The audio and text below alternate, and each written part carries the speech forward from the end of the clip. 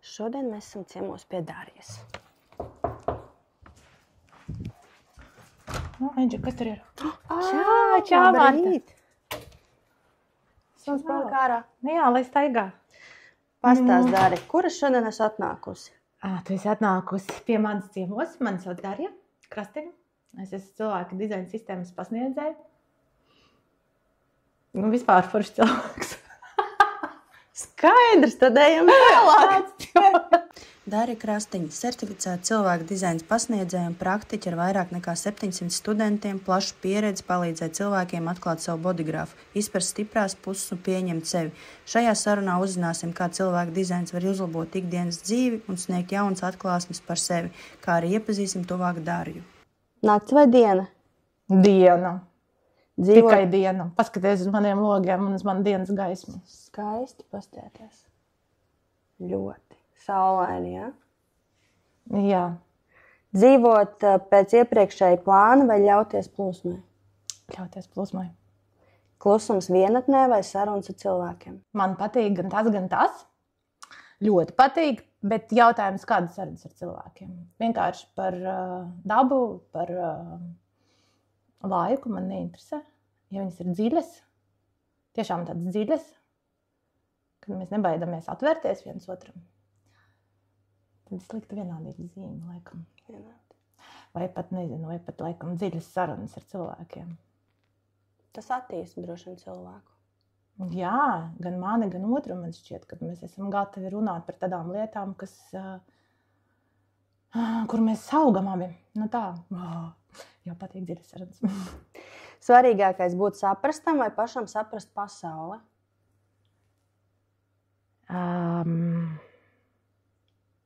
Es domāju, pašam saprast pasauli. Pēc, ka ja tu saproti pasauli un arī tai skaitā arī sevi tajā pasaulē, tu jau esi daļa no pasaules, tad arī tevi sapratīs. Vai ir ok, ja tu kāds tevi nesaprot? Nē, vispār nav vajadzības, lai visi tevi saprastu. Bet man šķiet, ja mēs visi dzīvotu savu dabu, mēs viens otru ne tikai pieņemtu, bet arī ļoti labi saprastu.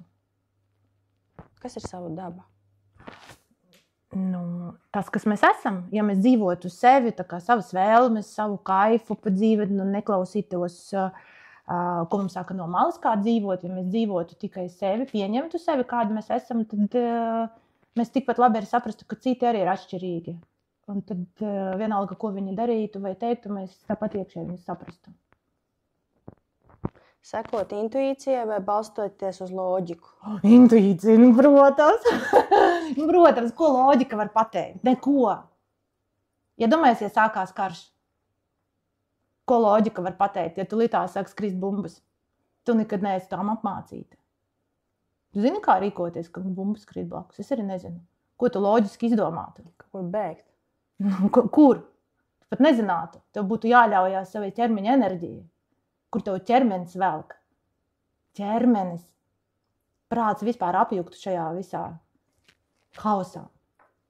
Protams, mēs varam loģiski izdomāt, kā tur bīdīt vai vēl kaut ko. Tas tipa vienkārši mums to mācīja skolās. Bet x stundās.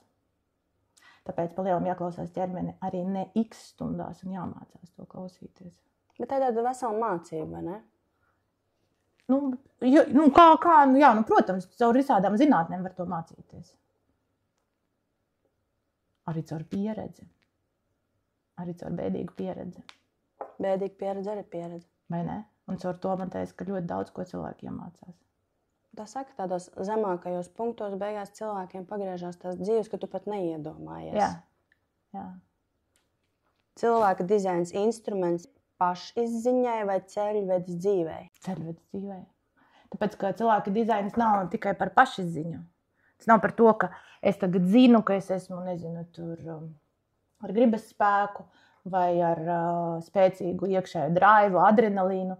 Tas ir par to, kā es rīkojos ar šo gribas spēku, ar šo draivu vai gribas spēku neesamību, kā es rīkojos.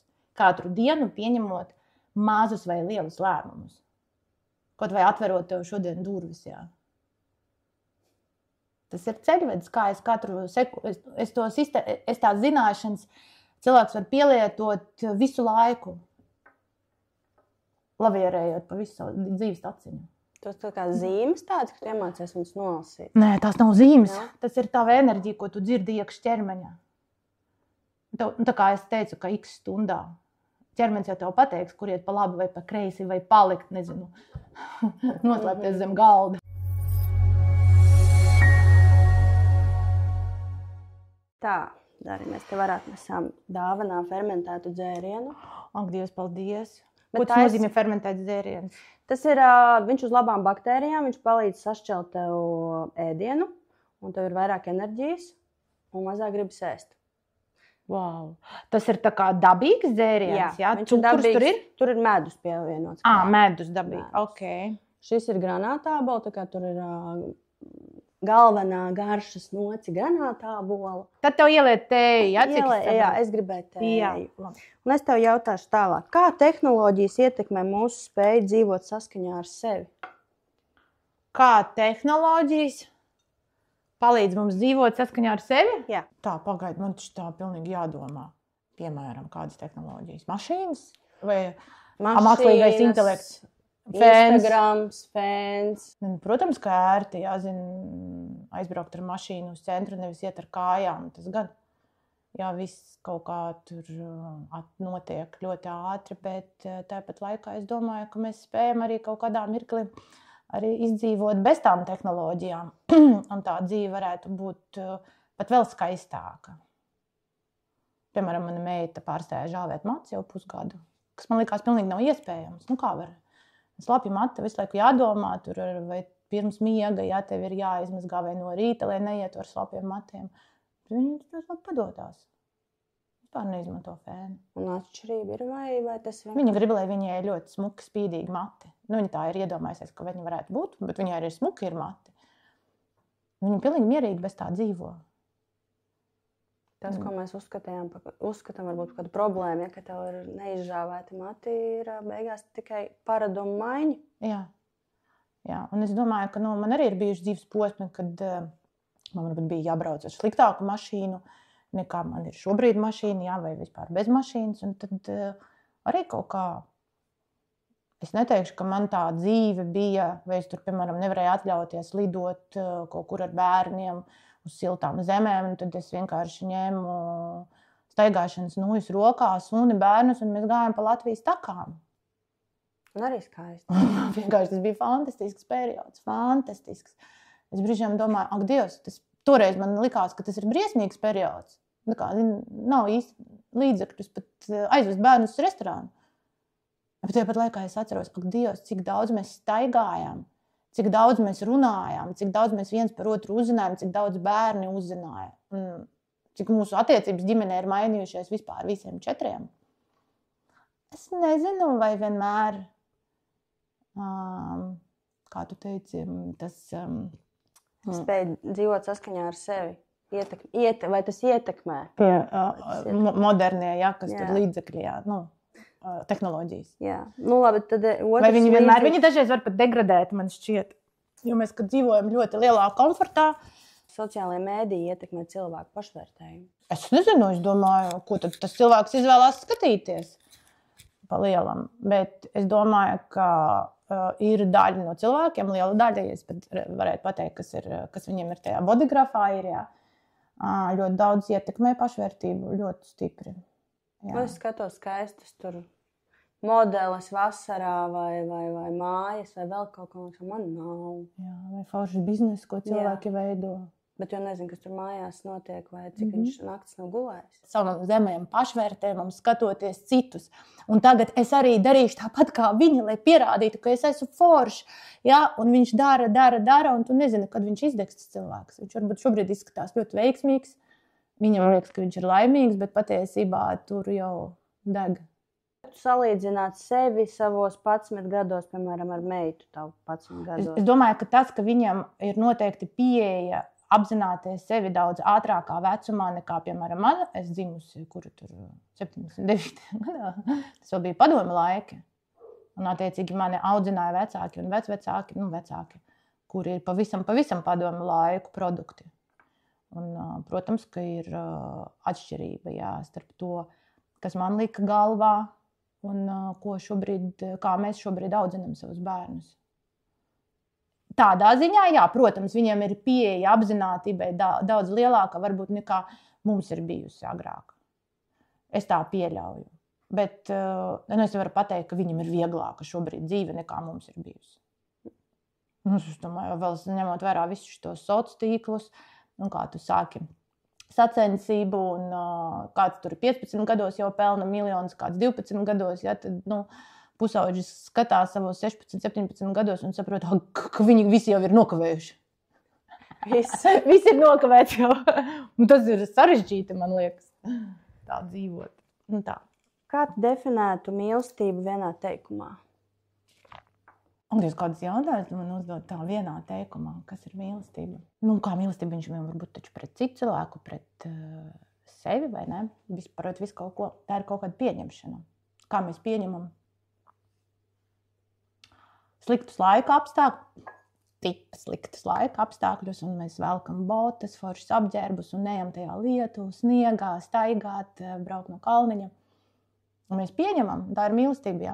Tad tieši tas pats ar otro cilvēku, ja mēs viņu pieņemam.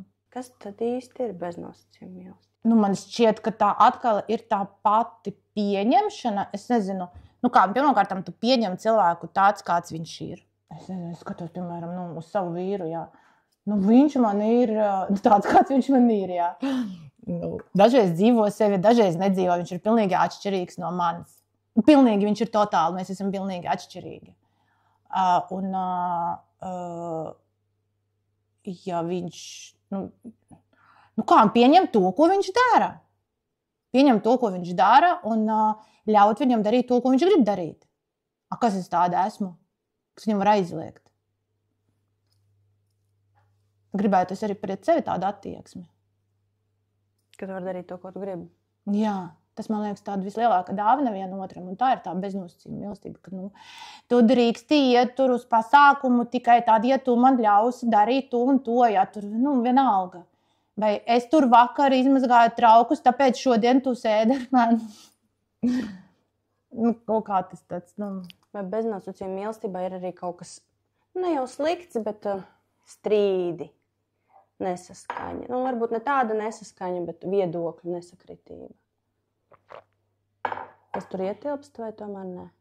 Protams, ja mans vīrs ir būvēts, piemēram, viņš ir ļoti kārtīgs. Viņš pamanīja kādu detaļu. Ja? Man liekas, ka galds ir tīrs, man liekas, ka viss ir vienkārši perfekti. Ja? Es neredzu detaļas.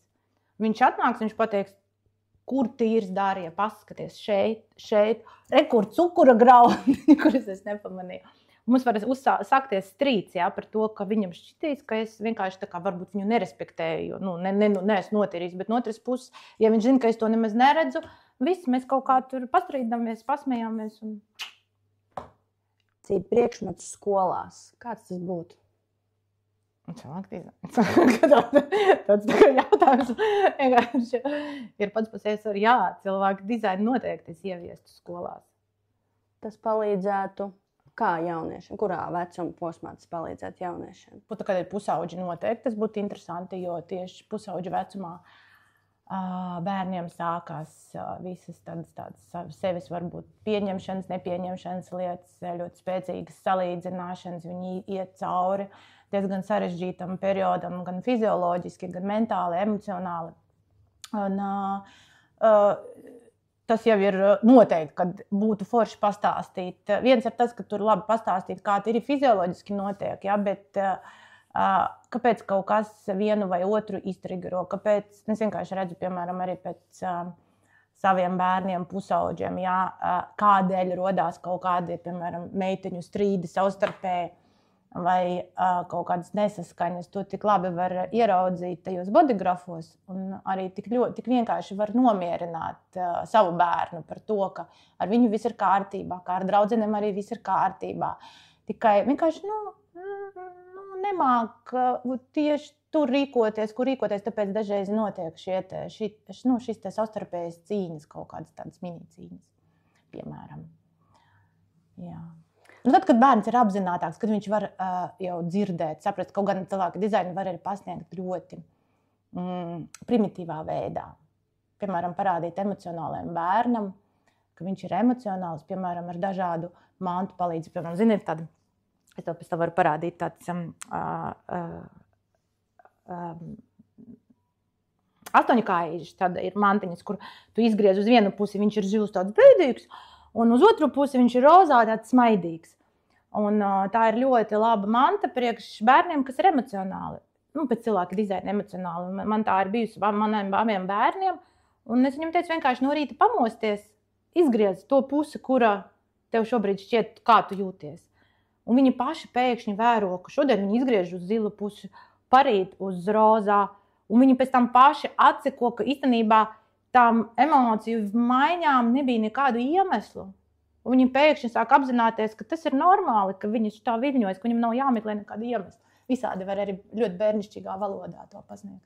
Pētīt, kāpēc ar brāli man ir šobrīd tādas attiecības, nevis savādākas, ar ko brālis atšķirīgs no manis.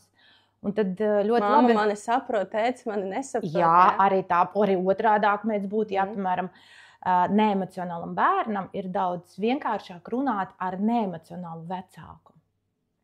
Ar emocionālu vecāku viņam būs grūti dalīties, kaut ko runāt, jo viņš auriski jutīs to emociju vilni, kas izjūt tā stāsta laikā vecāks.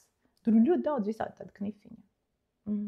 Jā, tas būtu forši. Kas tev pēdējā laikā ir patiesi aizkustinājis vai iedvesmojis? Varbūt kāds cilvēks. Sāku lasīt, tā ir Alfa Gaupšteina grāmata, un es zinu viņa bodigrafu, un es viņu lasu. Un ļoti interesanti gan no mana tāda pētnieciska viedokļa par cilvēku dizaina sistēmu to skatīties, gan arī ļoti interesanti likt kaut kādus puzzlus varbūt priekš sevis. Otra grāmata, kas diezgan tāda ķecerīga, ir Rolandam Prīvertam. Varbūt es dzirdējusi, kokaīna kontrabandis. Arī zinu viņa bodigrafu.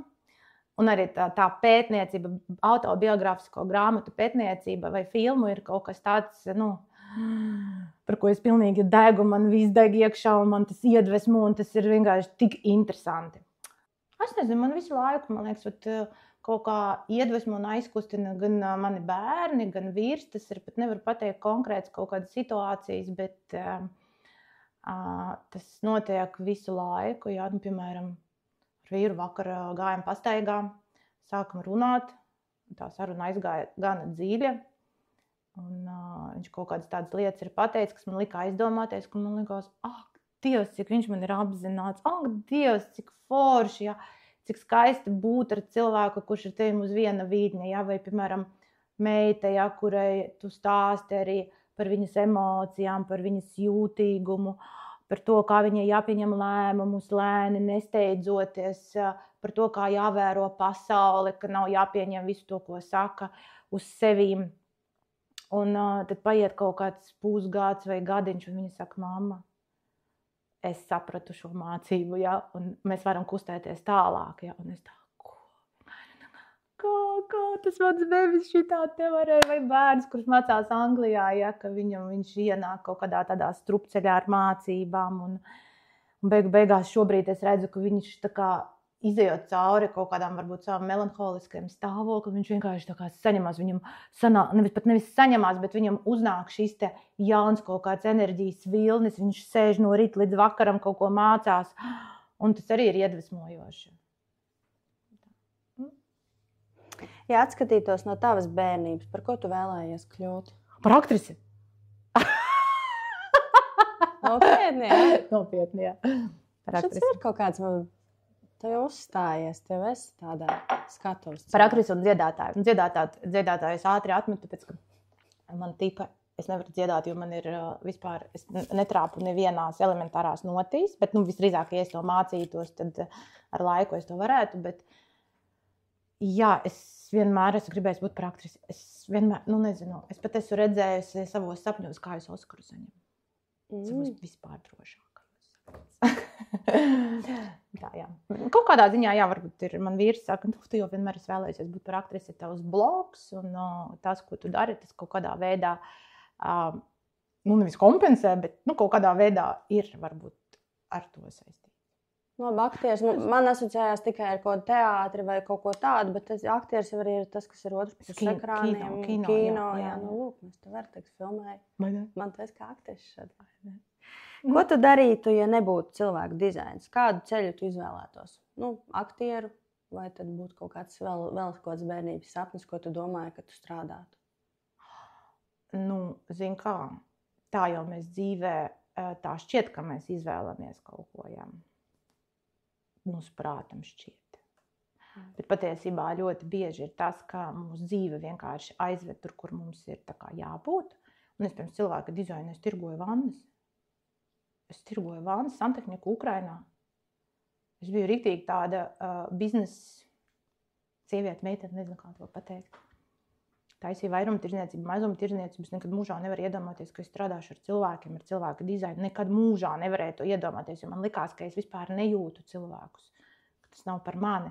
Sabrīno vienmēr psihoterapeits, kuri kaut ko tur saprot, kuriem kaut kāda ir intuīcija. Man nekad nelikās, ka man ir intuīcija.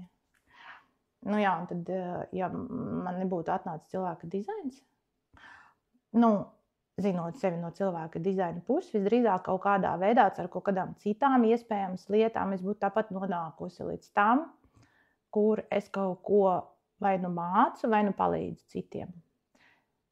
Es tā pieļauju. Bet kā tu nonāci līdz cilvēku dizainam tieši? Tirgoja vannas, un tad tev atnāca kaut kāds e-pastā paziņojums, ka ir pieejami bodigrafi, vai ievadiet savus datus šeit? Es paralēli, kad es strādāju tajā visā tādā crazy biznesa sfērā, tāpēc, ka Ukrainā vienmēr ir bijis tur. Vienmēr ir bijušas politiskās, ekonomiskas krīzes, tev iet labi vienu dienu slikti, visu laiku tā kā tevi, mētā no viena gala uz otru. Bet kaut kādā mirklī, man palika tā kā, es saku sagurt. Man bija 2 bērni maziņi, darbs ļoti nopietnis, un sagurums sāka nākt virsū, un tad sagurums, es nevaru pateikt izdegšana, bet nesaprašana īsti tā kā neapmierinātība līdz cim, tāpēc, ka viss man ārēji izskatījās ļoti labi. Tur ļoti laba alga, ļoti labi tur dzīves apstākļi. Vienkārši no malas tā kā veiksmīgāk par veiksmīgāku, bet iekšēji bija tāds baigais kaut kāds tāds caurums, tā kā tu nesaproti, kaut kas nav līdz galam, un tad es sāku meklēt. Visu kaut ko tur. Es gāju numeroloģiju, es gāju astroloģiju, gan negāju numeroloģiju, visādas līderisma akadēmijas kursus. Ar eņģeļiem mācījos runāt, vienkārši tīri tehniski, coachinga skola izgāja pati bija. Un sāku meklēt kaut kādu tur atrast sievišķības meklējumu. Viss kaut kas bija tāds liels garš ceļš, un tad vienu dienu vienkārši draudzene piezvanīja, pateica, es kaut ko interesantu atklāju, gribu tevi sarēķināju, man likās, viss, ko viņa runā, ir muļķības. Es esmu cilvēks, kuram ir jāgaida kaut kādu uzaicinājumu. Es taču pati varu izvēlēties savu dzīvi, es pati iešu un inicēšu. Un tad pēc gada atkal viņa nāk un saka, paskaties. Tad viņa atrisināja vienu lietu man ģimenē ar to sistēmu, un tad viņa man arī pateica, nāc ar maniem kopā mācīties. Jo es neko nesapratīšu bez tevis. Un es aizgāju mācīties priekš viņas, tad priekš sevis, un tad nejauši arī tas viss tā iegriezās par to, ka man arī uzaicināja būt par skolotāju. Un cik gadus jau tu strādā šajā sfērā? Par skolotāju es strādāju no 19. gada. 19, 20, 21, 23, 7. Tu pasniedz individuālās sesijas? Jā, protams. Kāds arī tāds ieradums? Pieņemsim kafiju, tur obligāti varīt kafiju, vai 5 minūtes? Nē, tāds man nav. Vispār man nav ieradumu. Es varu dzert kafiju, varu nedzert, es varu iztīrīt zobus 8 no rīta. Nav ieraduma vispār, tādu precīzu, kad es bez tā nevaru dzīvot.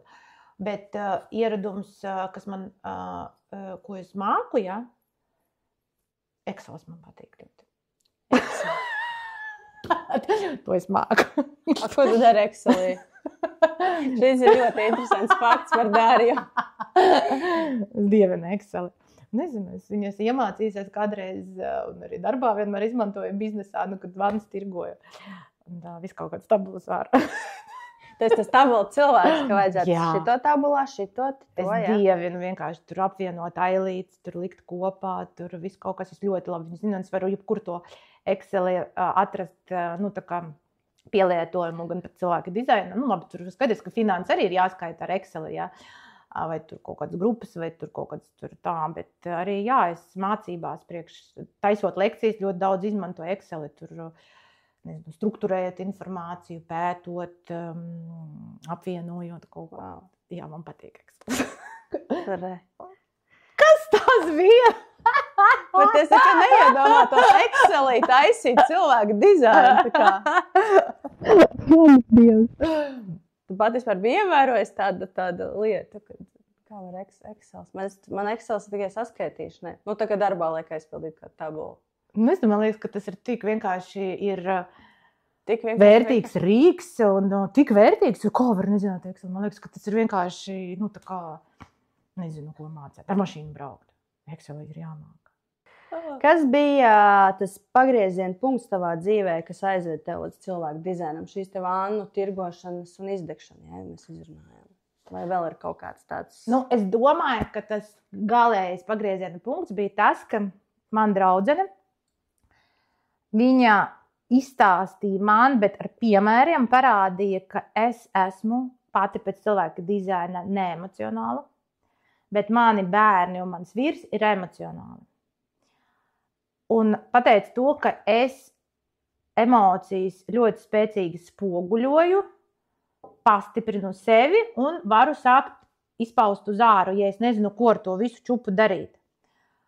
Un tad man vienkārši, tur es biju 2 gadus terapija, tā skaitā arī es, protams, risināju kaut kādas savas emocionālas problēmas, jo es ļoti ātri varu iedegties, uzsvilt, tad sākt bļaut, tad kliegt. Es brīžiem nevarēju saprast, kas ar manīm notiek, tīpaši mājās. Viena pati vispār miera mika tāda.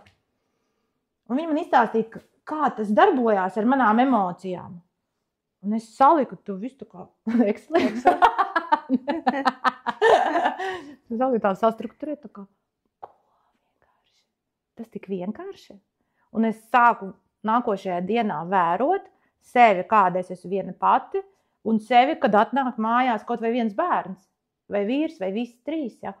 Un es pilnīgi sapratu, kā tas viss gāžās manī iekšā. Un tad es sāku saprast, kāpēc viss tas notiek, kaut kādi dažreiz strīdi, dažreiz psihi. Tad sapratu, ka ar manīm viss ir kārtībā.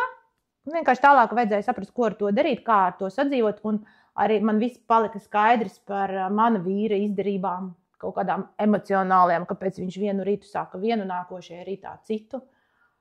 Bērniem. Vienkārši, tad es sapratu, kā. Vienkārši 2 gadu terapija par emocionālo pasauli man iedevuši tieši emocionāli. Es nerunāju par citām lietām terapijā. Un tas man vienkārši tā kā šādi risināja. Tad viss tas bija pagrieziena punkts, ka es sapratu, ka man tur jāapskatās. Vai ir bijis kāds mīts par cilvēku dizainu, kur tu gribētu kliedēt, jo zini, ka tas nav patiesība? Ļoti daudz ir mītu par cilvēku dizainu. Ļoti daudz klīst. Ir tīpaši, tie, kas nav saistīti ar tieši tādu klasisko cilvēku dizainu izglītību. Viens no tādiem lielākiem mītiem, tas nav lielākais, bet tas, kas skar mani, jo es esmu projektors. Ja? Līdz ar to skaidrs, ka es ļoti bieži pievēršu uzmanību arī tiem mītiem, kas ir saistīti ar manu tipu. Un visbiežākā mīts, jeb nepatiesība, ko saka, ka projektoram būtu sevi kaut kādā veidā jāparāda pasaulē. Ko viņš māca, ko viņš ir iemācījis, ko viņš zina. Tā kā ar sarkanu karogu māti, es zinu to, paskatieties, jā, redzēt, ko es zinu un ko es māku.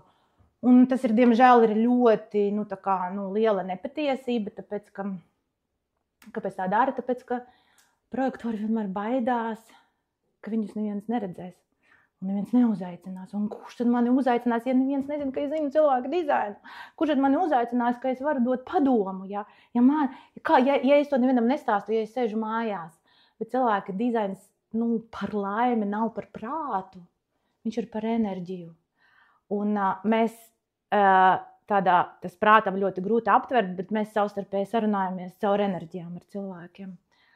Un ja tu dzīvosi savu dzīvi kā projektors, tur attīstīs pats sevi, darbosies savā nodabā, klausīsies sevi, darīs to, kas tev tikai patīk, tie uzaicinājumi sāks nākt pie tam no tādām vietām, par kurām tu nekad pat neesi iedomājies, no tādiem virzieniem, no kuriem tu pat neesi iedomājies. Bet tas unconditioning process, tas saucās tā kā unconditioning, tā kā, atstāt sevi veco un aiziet uz jauno, tas ir ļoti sarežģīts projektoram. Es pat teiktu, projektoram viens no sarežģītākajiem tipiem, lai aizietu uz savas taciņas. Jo vienkārši neviens cilvēks apkārt nesapratīs tevi, ka tu viņam pateiks, man ir jāgaida uzaicinājumu. Man vīrs joprojām to nesaprot. Tas tāds, jā. Diemžēl viņš staigā un diemžēl šīs te mīts noved projektorus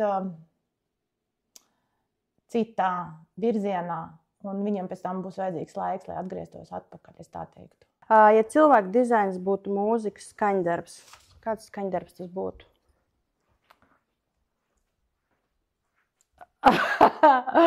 Kāds skaņdarbs? Es vispār neesmu baigais melomāns.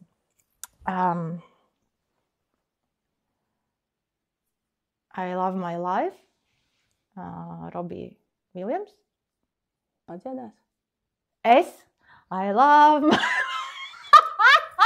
Es padziedāšu, es tev tikko teicu, ka es to... Bet tu gribēji būt dziedātā? Es padziedāju. Ārpēc, pilnīgi ir tā, ka... šī dziesma, ja es padziedāju mazliet, vai ne? Kāda vēl? Let's Get Loud. Jennifer.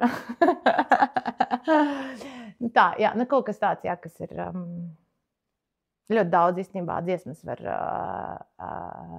attēlot cilvēka dizaina sistēmu, kas tur bija Adventure of a Lifetime, tas kā viņš sauc? Coldplay? Jā. Labi. Kāds būtu tavs viens padoms pasaulē? Zināt sevi un dzīvot sevi. Man šķiet, ja mēs katrs būtu atbildīgi pats par savu dzīvi, par savu dzīves to kaifu, ķermenisko, par to, kas mēs esam tiešām autentiski, būt katram autentiskam un dzīvot to savu autentiskumu. Un tad, Dievs, cik tā pasaule varētu būt skaista, tā šķiet. Jā, būtu tur arī visādas krīzes un pārdzīvojumi, jā, skaidrs, bet katrs tās krīzes un pārdzīvojumus izdzīvotu pilnīgi savādāk. Viņas būtu korektas katram cilvēkam, nevis tur pa galu, pa kakli kaut kas saķerts, jo dzīvē ir pamācījis tevi.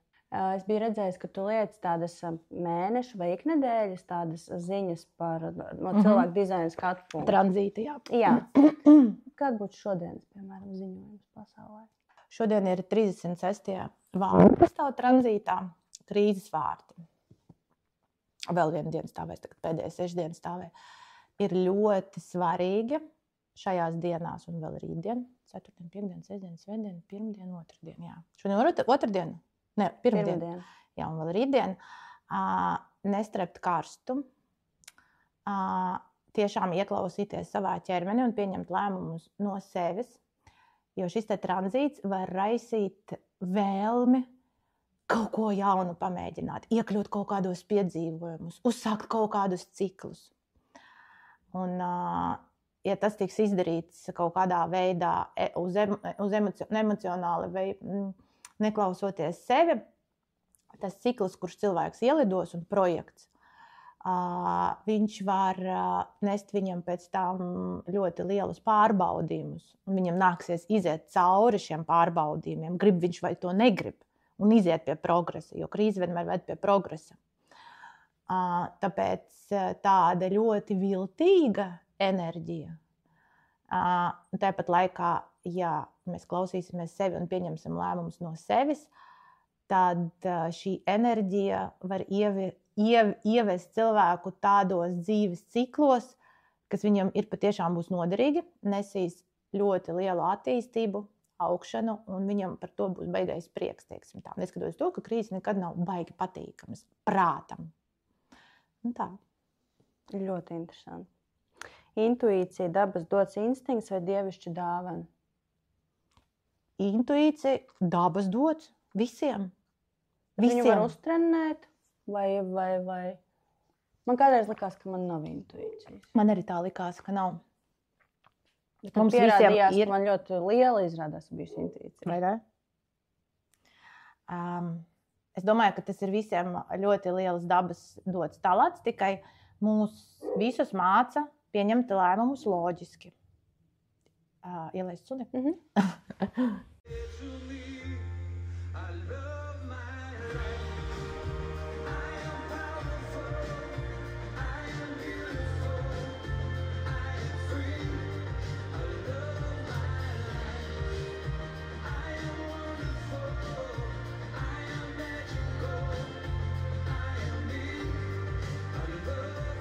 lielākais pārsteigums, ko tev atnesusi intuīcija? Ko man ir atnesusi intuīcija? Eģi, es vispār nesaprotu, ko nozīmē šobrīd dzīvot bez intuīcijas. Tāpēc, man liekas, kā visa mana dzīve ir viens liels pārsteigums. Jo tad, kad tu atdodies tai intuīcijai, tu nokļūsti tur, kur tavs prāts nemaz nevar aizdomāties. Viņš jau grib visu saprast, ka tāds ir tāds un tāds man ceļš un nākošais solis. Tas, kad tu atdodies intuīcijai, tad notiek vienkārši kaut kas nereāls, kaut kas maģisks šajā dzīvē, kaut kas tāds, par kuru tu nekad nevarēji iedomāties. Es pat teiktu tā, ka kaut kas dzīvē parādās tāds, par ko tu nekad pat neesi sapņojis, pat neesi iedomājies sapņot. Tagad būtu cilvēku dizaina svētki, par ko viņi būtu? Ko tu gribētu uzsvērt? Dalīties ar stāstiem, kur cilvēki ir atļāvušies iet līdzi savai intuīcijai, neskatoties uz to, ka prāts viņiem tur stāstīs, ka tā nedrīkst, un līdz kam viņi ir nonākuši. Kas cilvēkiem visvairāk pietrūks, lai justos patiesi labi? Kas cilvēkam pietrūkst, lai justos patiesi labi? Overthinkings, galva, kura mēģina saplānot pa priekšu visu un izdomāt, kāpēc ķermenis jūtās tieši šādi, bet, piemēram, emocionāls cilvēks. Viņam laiku pa laikam uznāk melanholija un tāds bezspēks kaut kādā ziņā, mazāk enerģijas. Un tā vietā, lai pieņemtu, ka tas ir ok, man tā justies, tas cilvēks sāk ārstēt sevi. Man ir jāpasporto, man ir priekšā spogulim jāizlasa afirmācijas, man viss ir labi, man viss ir labi. Un vēl vairāk iedzinot sevi sliktākā, tā kā melanholijā. Tās, vai, piemēram, cits piemērs mums piedāvā iet šobrīd citā tirgu, Kazahstānas tirgu. Un ir tā, ka mēs sākam mazliet pētīt, bet ir jāizdara tagad kaut kādas, uz nākošo trešdienu man ir jāizdara kaut kādus soļus. Un tā vietā, lai tagad darītu tos soļus, es skatos un domāju, ak, Dievs, cik daudz cilvēku tur runā par cilvēku dizainu, un tāds eksperts, un šitāds eksperts, un tāds, ko es tur vispār darīšu, kā mēs tur esmu vajadzīga, ja? Un tad vienkārši nomierinies, izdari savus darbus, tev uz trešdienu ir jāizdara tur 10 darbus priekš tā projekta, izdari, vienkārši beidz analizēt. Un tad, kad tu uztaisīsi tos 10 projektus, ja, tad arī tā pasaule tā kā atvērsies un parādīs tev nākošos stepus. Kā tu pārvari bailes vai šaubas? Tikko es tev izstāstīju. Man ir bailes un šaubas, kā mēs tur esmu vajadzīga. Bet man tur ir uzaicinājums. Tā ir mana stratēģija, ja, projektori. Man tur ir uzaicinājums. Ir cilvēki, kur ir gatavi ieguldīt tur enerģiju. Man ir konkrēts uzdevums saraksts, kas man būtu jāizdara. Un tiklīdz man tās bailes vai šaubas parādās, es tā, Darja, tev ir 10 darbiņi, kas ir jāizdara. Un sēdi un dari tos darbus. Vienkārši beidz filozofēt. Bet tev pat dzīvē arī ir kaut kāds noteiktās lietu saraksts, kas būtu jāizdara? Piemēram, ko tu ar to domā? Vispār jautājums vienkārši nākošais bija, vai tev ir tāds dzīves saraksts, ko tu gribētu izdarīt, tā kā aizbraukt tur, ir čeki izdarīt to, vai tu vienkārši ļaujies? Nē, man nav tāds saraksts. Man agrāk ir bijuši ļoti daudz sarakstu pirms cilvēka dizaina, kad es vēl sevi nezināju. Bija lielie sāraksti, lieli bloknoti, kur bija bildītas, salīmētas un manas vēlmes, ko es gribu, cik bieži un tā tālāk. Un tad, kad es uzzināju par sevi, tad visu to izmetu. Man nav neviena vēlmju saraksta. Neviena. Es ieraudzīju nesen tā kaklu rotu vienu. Es gribēju, lai man vīrs viņu uzdāvina. Bija svarīgi, lai tieši viņš uzdāvina. Un es viņam pielidināju 4 mēnešus, vakar dabūju. Vakar vēl dabūjām, viņa tagad nāk. Bet man nav, ko man būtu jāizdara, nezinu. Un tagad, piemēram, es rakstu 3. bāzes kursu cilvēku dizaina sistēmā. To es gan gribētu pabeigt. Bet tev ir bijis, ka tu kaut ko nepabeidzi?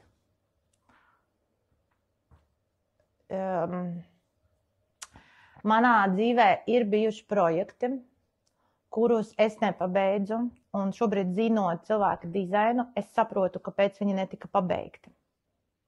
Tāpēc, ka viņi bija uzinicēti šeit no galvas. Nevis, tāpēc, ka vajag sevi pierādīt, vai tāpēc, ka man tipi tas patīk, un es to pati varu pavilkt. Tad, kad tie projekti bija izdarīti no galvas, tad viņi arī netika pabeigti. Viss, kas uzsākts, tā korekti, ar uzaicinājumu, ar citu cilvēku līdzdalību, tas viss vienmēr ir pabeigts. Varbūt ne laikā, kad es esmu solījis. Kā tu jūties, ka tu nepabeidz to projektu? Vai tajā brīdī tu vēl nesaprati, ar ko tas saist? Kā cilvēku dizainu, ka tev to nevajag izdarīt, varbūt. Tas bija tikai galvā kaut kāda uzspiesta no sērijas lieta, kas Piemēram, es esmu kaut kad man bija 20 citu gadi, 23 es esmu uzinicējusi biznesu, jo es biju vienmēr no 21 gada es biju vienmēr saistīta ar santehnikas biznesu. Tirgoju arī Latvijā vānas un dušas kabīnes. Un tad es sapratu, ka es visus klientus Latvijā zinu ļoti labi, un visi mani arī ļoti labi zina, ka es pati varu vilkt no Polijas maisītājus. Es aizņemos naudu, toreiz no vīra, kurš vēl nebija toreiz mans vīrs vēl. Atvedu kravu ar savu 3. golfiņu, atvedu no rūpnīcas no Varšavas, jā. Un izplatīju pa veikaliem un tirgoju viņus un ņēma tos maisītājus un pārdeva, bet beigās tā arī palika kaut kur. Man stāv joprojām kaut kāda veca noliktava, kur stāv kaudze ar tiem krāniem un kuriem vairs nav nekādas nevērtības, nekas. Jā, un, protams, ka iekšē toreiz bija tāds, kāpēc es to vispār darīju, kāpēc es nepabeidzu, es sev pārdzīvoju par to, jo es pēc tam aizbraucu uz Ukrainu vienkārši strādāt pēc uzaicinājuma. Man tas arī palika nepabeigts, un kaut kādu ilgu laiku man tas grauzīja iekšā. Bet tagad es saprotu, kāpēc tas viss notic. Es vienkārši ļoti labi redzu, un tā, mangu Dievs, nevajag neko uzsākt bez uzaicinājuma. Ar to tas viss arī beidzās, un tas nav tikai viens projekts. Vai tu esi pieredzējis brīnumu?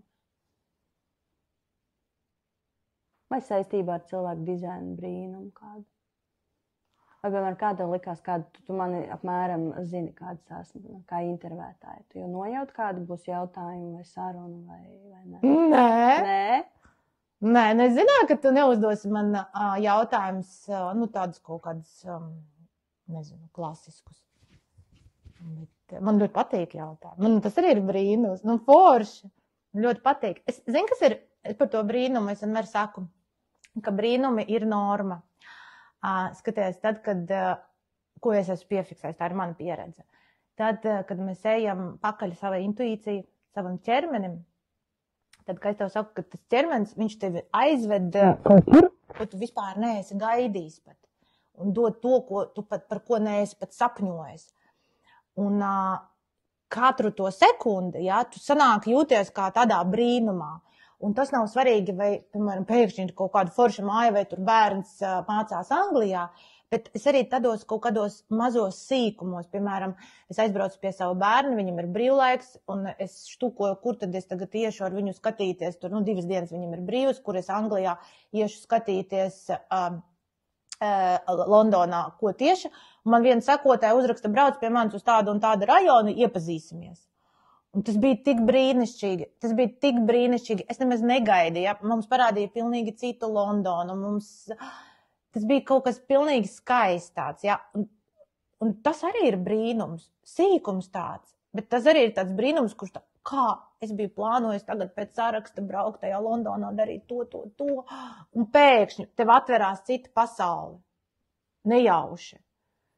Vai tad tas nav brīnums? Un tad es vienmēr saku, ka cilvēki zina, kā viņi saka tā, tas gan ir maģiski, tas gan ir kaut kā tā sasinhronizējies, tas gan ir tā forši. Bet ja tu dzīvo sevi, tev tā maģija, tas brīnums ir vienkārši norma, viņa ir uz katra soļa, tā kā uz katra soļa.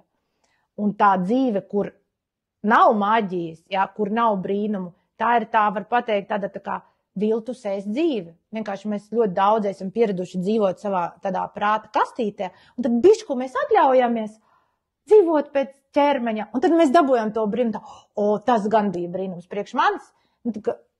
Priekš manis tā dzīve, viņi vispār dzīvojot sevi, viņi visur, tu uz katra soļa. Kāpēc? Es tev vienkārši atbildu uz storiju, vienkārši bija storijas, tur kaut kāda tur dzīvokļa numurs vai kas. Mēs ar tiem neesam vispār nekomunicējuši. Man vienkārši bija tāda sajūta, ka gribās tevi apsveikt. Es nezinu, kāpēc, kas pēkšņi man tāds, bez nekādas aizmugurējas doma. Vienkārši tā kā, nezinu par ko, bet es tevi apsveicu. Man tā gribēs. Un pēkšņi tu saki, varbūt es pie tevis atbraukšu, nointervēšu. Tas, kā, es nemaz neplānoju, ka tu man uzaicināsi. Kā tas tā vienkārši notika? Brīnums? Priekš manīm arī droši vien, ka brīnums, tāpēc, ka likās, viņa man pati uzrakstīja, tad jau es viņai varu tagad pajautāt. Jā? Ak, Dievs! Un es vispār pat nebiju, es nezināju, ka tev kaut kāds tāds raidījums ir, jā? Es vispār nezināju, kas tavā dzīvē notiek. Tu man vienkārši izleci storijos, un es domāju, labi, uzrakstīšu. Kaut gan pēc tam pie sevis tā domā, kas pa bezsakaru?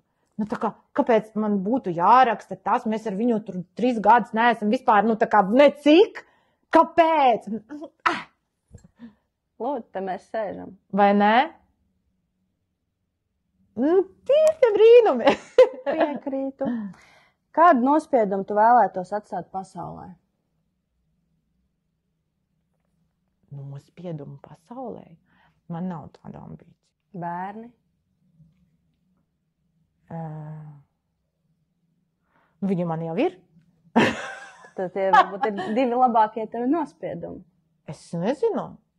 Kā, kurš to vērtēs? Varbūt viņi sāks dzīvot sev uz pilnu klapi, drīkst visu, un citi viņus sāks nosodīt un teiks, ka viņi ir vissliktākie cilvēki pasaulē, bet viņi paši jutīsies laimīgi un kaifīgi. Tās, ko es gribētu, protams, ka man bērni tiešām dzird sevi un dara pēc tā, ko viņi dzird sevi. Neskatoties par to, ko es viņiem sāku, vai tētis, vai citu pasauli. Tā man gribētu, es nezinu, vai tas ir nospiedums, bet tos cilvēkus, kurus mēs mīlam, mēs jau gribam, lai viņiem iet forši, vai ne? Grāmatu? Grāmatu? Ja man kāds uzaicinās, uzrakstīšu. Kāds Latvijas slavens cilvēks grib, lai viņu, kā saka, iztirzā, bet izšķetina viņu dzīves notikumus pēc cilvēku dizaina. Jā, tas man patiktos. Es gribētu Raimondu Pālu vai Laimu Vaikoli. Viņam uztaisīt bodygrafs. Jā, redz, es gribētu, jā. Viņiem es gribētu izlasīt bodygrafs. Jā. Nē, šitais ir baigi interesants projekts. Man patīk tirzāt grāmatas un tās cilvēku liktenes. Un, protams, ļoti interesanti paskatīties to pašu Raimondu Pālu no paša sākuma, jā, kā viņš ir dzīvojis savu bodygrafu. Ja es vien zinātu viņa dzimšanas laiku vai Laimu Vaikoli, nezinu, kāpēc man tieši šīs 2 personības. Noskaidrosim. Vai tu gribētu kaut ko pajautāt man? Labi, drīkst tev privāti jautājumu uzdot, zinot tevi. Jā.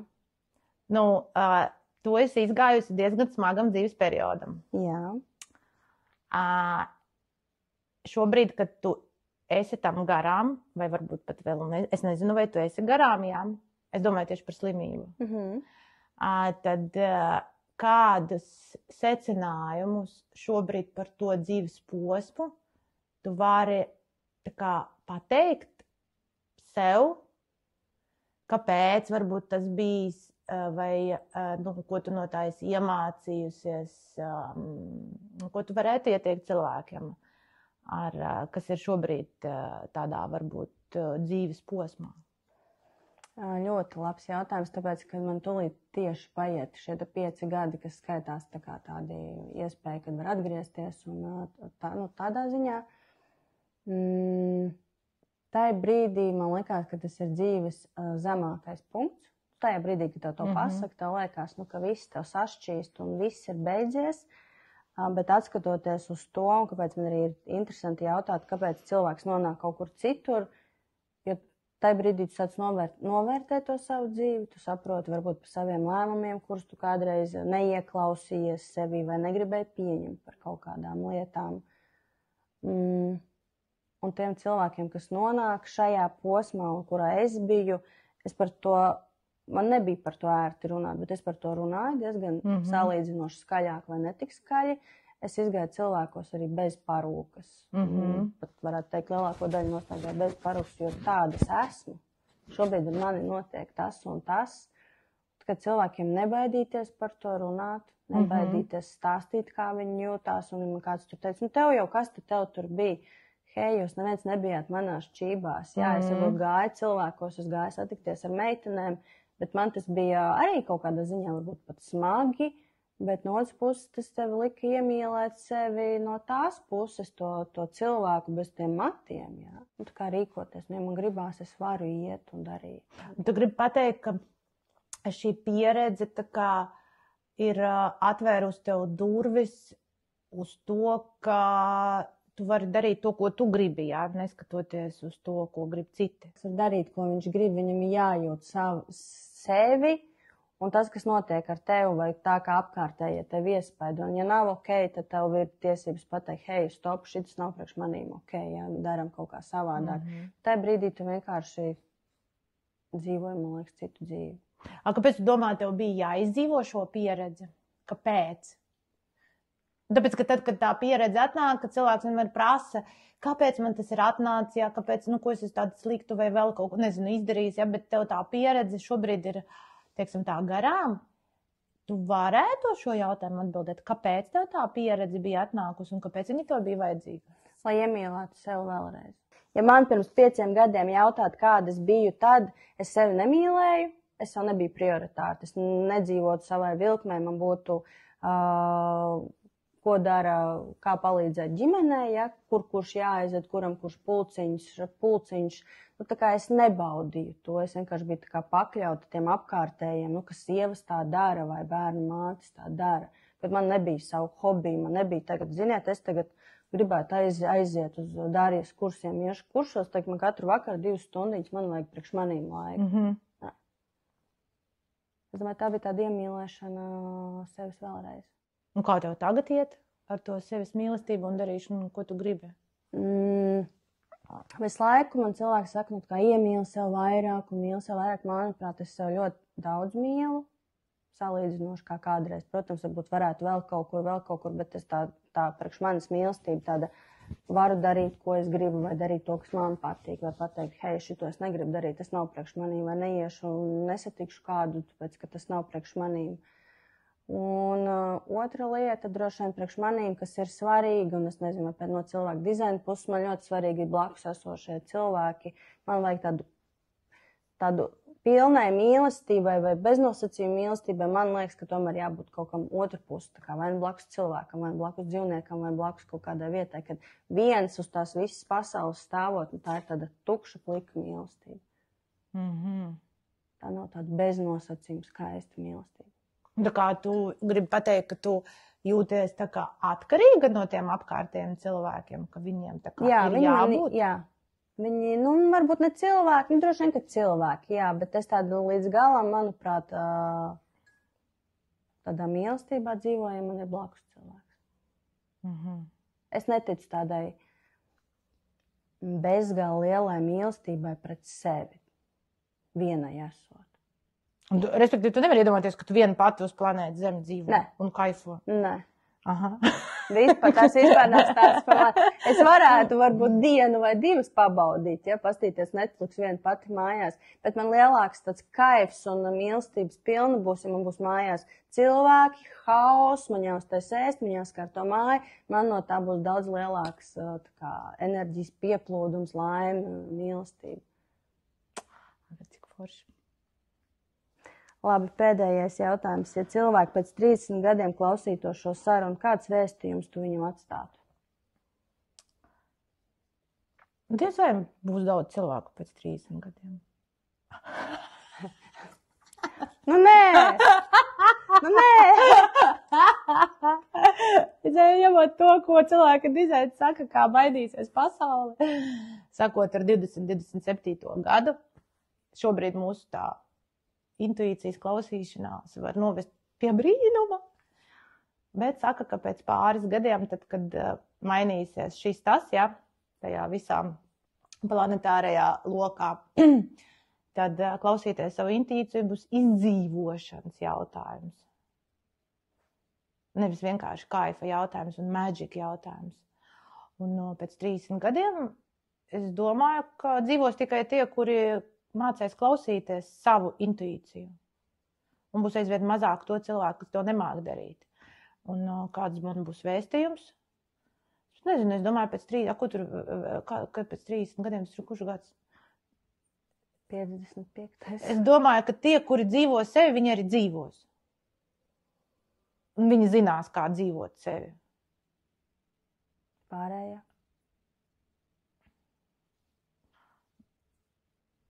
Es neesmu pareģis, bet to, ko es tagad noteikti varu pateikt, ir tagad jāmācās sevi dzirdēt. Un tagad jāmācās ne tikai dzirdēt, bet arī rīkoties pēc tā, ko mēs dzirdam savā ķermenī. Nu, atkal tas ir pārāk ezotēriski, bet silti iesaku. Iet pie tevas kursā. Whatever, zin kā, nav obligāti pie manis iet, ja? Mēs varam sevi iemācīt, piemēram, grāmata Rauls Gaupštēns. Viņš ir izgājis cauri diezgan tādai, ārkārtīgai pieredzei, tāpat arī tu. Un iekš tās pieredzes esat iemācījušies dzirdēt sevi. Vai vismaz daļēji dzirdēt sevi. Un jums nav vajadzīgs cilvēka dizains. Nu, tie pagrieziena punkti, kad tu iemācies. Jā.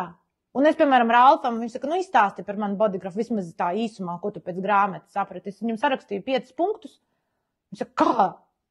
Tas visu esi iemācījies pats, precīzi vārds vārdā. Ja? Un viņam nevajag to cilvēku dizainu. Viņš ļoti labi sevi iemācījās dzirdēt. Tikpat labi to var iemācīties dzirdēt caur kaut kādām elpošanas praksēm, caur jogu, caur kaut kādiem piedzīvojumiem, caur būt mammai, caur būt tētis. Ja, ļoti daudzi dzīves notikumi liek tev dzīvot sevi. Cilvēka dizains bieži vien tikai apstiprina, ka tu ej pa pareizo taciņu vai nepareizo.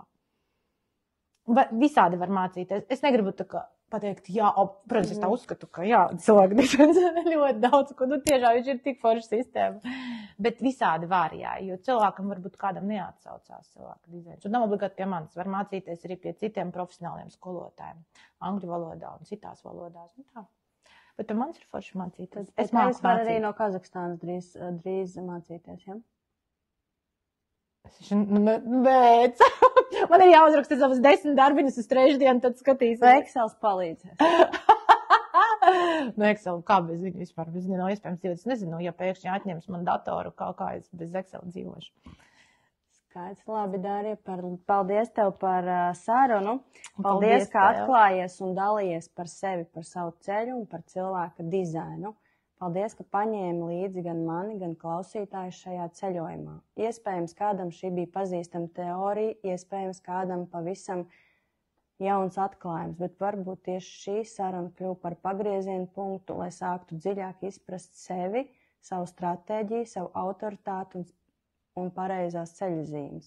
Lai katrs atrod savu ritmu un ceļu, kas nelaužas ne sevi, ne citus, jo tieši šajā slēpjas miers, siltums, vieglums. Ko ceru, ka šī intervijas saruna spēja nodot arī jums, mīļie klausītāji. Ak, Dievs, cik forši, paldies tev! Paldies! Tu žinot, ka tāda, savādāka saruna. Man prieks. Tāda pilna, tāda siltuma un mīļa un pilna. Man ļoti patika. Paldies!